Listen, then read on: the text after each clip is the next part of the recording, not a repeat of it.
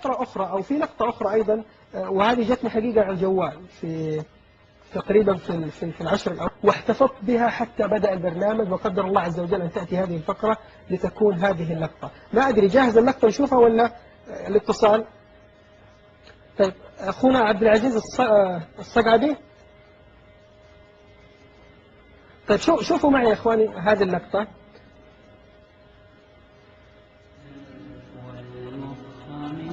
يعني لو تشاهدوا هذا الرجل الستيني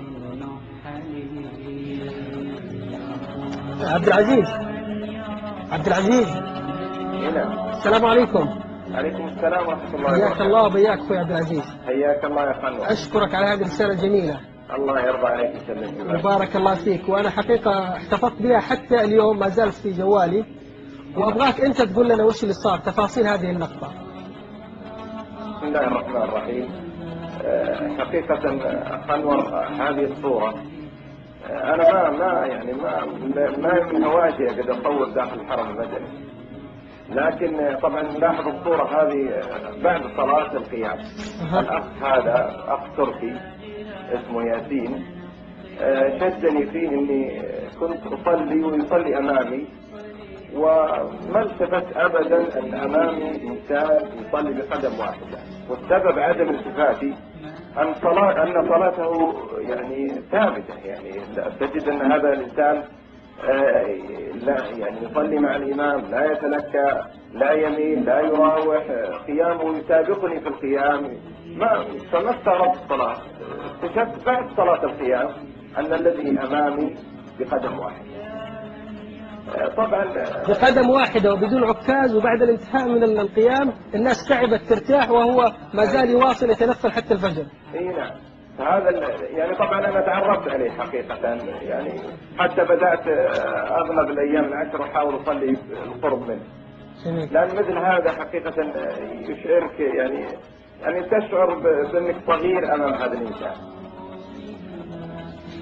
واقتربت من هذا الرجل اللي فعلا اعتقد انتم طبعا كلنا حقيقة كشباب يمكن بعد القيام الواحد شوي يعني يحاول يرتاح، يشرب شاي قهوة حتى ينتظر الفجر، لكن انه رجل مبتور قدمه من الورك يعني تقريبا وبدون عكاز. تفاجأنا كلنا حقيقة لما شاهدت اللقطة، تفاجأت كيف اصلا استقام بهذه الطريقة اللي حقيقة. ورسالتك كانت اعتقد ايضا يا عبد العزيز اللي ارسلتها انها فعلا ليست اعاقة الابدان، هي اعاقة الروح. وهذا الرجل كانت روحه يعني ما شاء الله منطلقة ومتقدة بالإيمان، ولذلك لم يكن معاقا حين وقف، ولم يحتاج أبدا لا إلى عصا ولا إلى أن يهتز.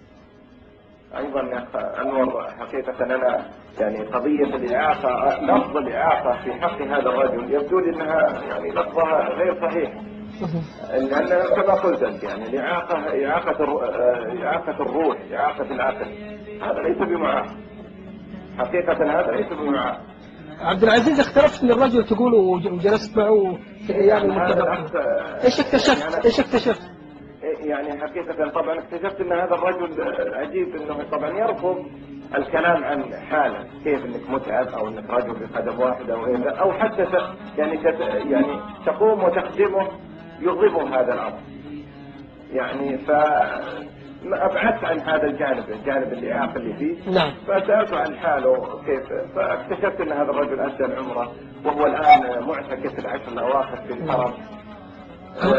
طبعا يعني حقيقة شدني أكثر ما شدني كثرة التنفل في هذا الرجل. وأنا شدني الآن أن الكل جالس مرتاح، يعني على الأقل يسترخي قليلا بانتظار الفجر وهو يتنفل بقدم واحدة. شكرا جزيلا عبد العزيز الصقعدي على هذه اللقطة، وهذه يعني الحقيقة صورة حية يعني تنبض بالإيمان وتتجاوز كل الحدود، وهي مشهد حقيقي. أتمنى كل أخ أو أخت لديهم مثل هذه اللقطات المتميزة أو اللقطة الأخرى أيضا المتميزة يشاركون بها، يرسلون على الشاهد@idalil.tv أو يتوجهون مباشرة إلى موقع الإلكتروني للشاهد أصدقاء الشاهد www.الشاهدفانس.com.